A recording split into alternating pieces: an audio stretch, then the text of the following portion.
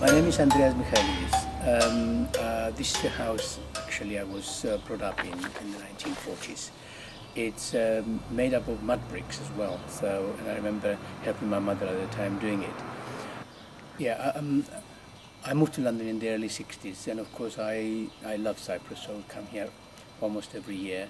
And I'm very concerned about all the issues around the situation in Cyprus, going back to the 1950s, 60s, and of course, worst of all, the 1970s, after the troubles and the invasion of Cyprus by Turkey. Okay.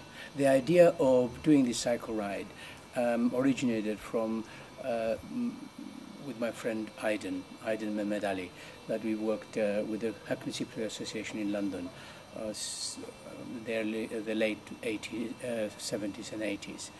And we've always wanted to actually cross the barriers, I mean, cross the borders, and try and meet people and see how by meeting people can actually start feeling a bit more confident with each other.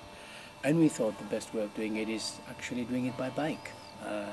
I mean, we were actually standing in Apostolos Andreas about this time last year, and when we said, would it be a good idea to actually cycle from one end of Cyprus to the other? And so that's what we started planning. I mean, it was just an embryo of an idea at the time, but then here we are. We've done it. Aydin Mehmet Ali. I suppose I'm a diaspora Cypriot. I live in the UK for 43 years, but I've always been preoccupied and disturbed by Cyprus and what has been happening. And for me, this house is probably one of the stories.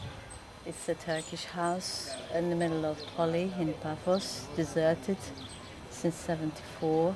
And there are many houses like that which tell the story themselves.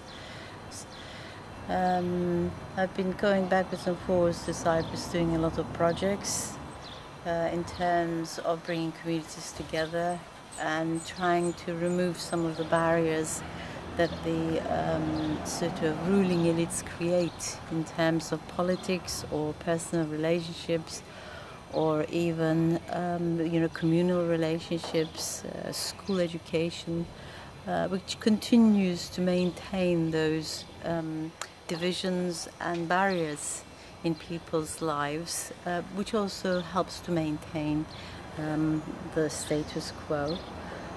I look at some of the activities that happen in the north, they happen in the south.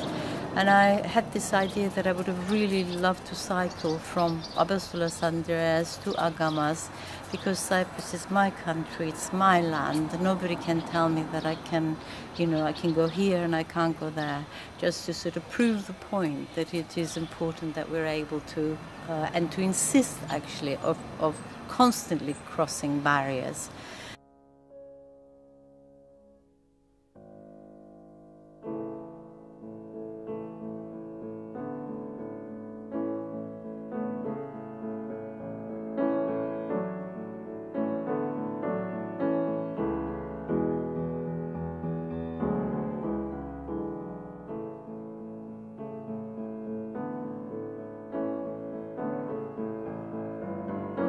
We've gone through some amazing scenery in the Karpaz Peninsula on the coast, and then we went up the mountains, the Pentadactylos, Peshparmak. It was stunning. 1 minute you thought you were in Japan, seeing Japanese scenery, another as though you were in the Alps.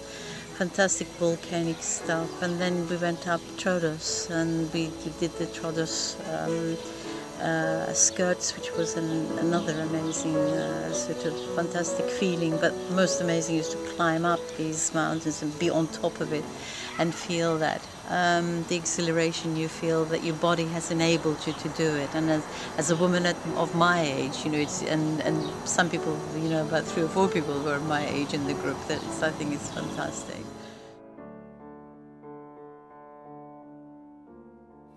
I think it's very important for me, this cycle, because on a number of levels, really. I mean, the first one is, of course, the political one, that if you do have people mixing with each other, then there is a chance of actually finding common ground and starting getting away of this psychological problems that exist and the fear of the two communities.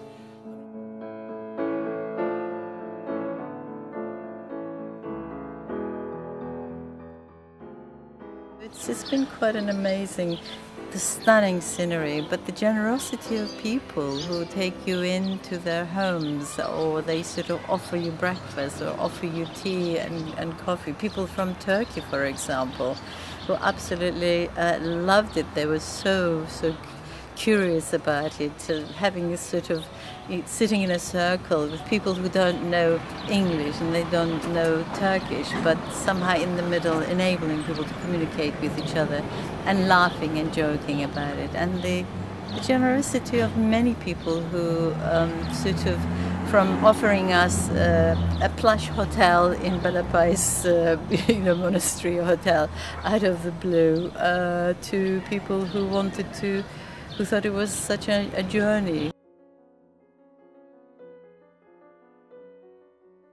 We had a similar hospitality in the south, where the trade union PEO, who had village apartments up in Kalopanayotis, up on the Troodos Mountains, donated their apartments for us to stay free, and supporting what we were doing, and that was quite exciting.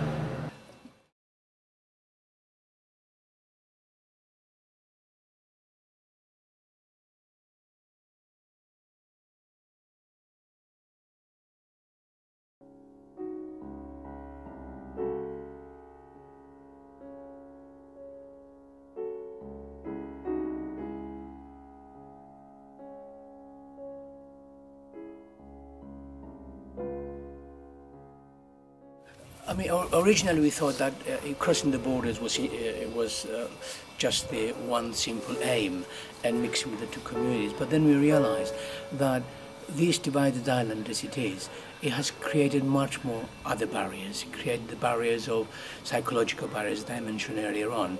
It created a situation whereby enormous developments have actually happened. Especially not very good development, like huge roads, and which there were barriers in our ways. I mean, we found out that one particular route that we were trying to do, we couldn't go through it because it was just bulldozers all over the place. And if you think and imagine the small, sort of thin Karpaz area to have nearly 2 motorways going through it, it just destroyed the whole of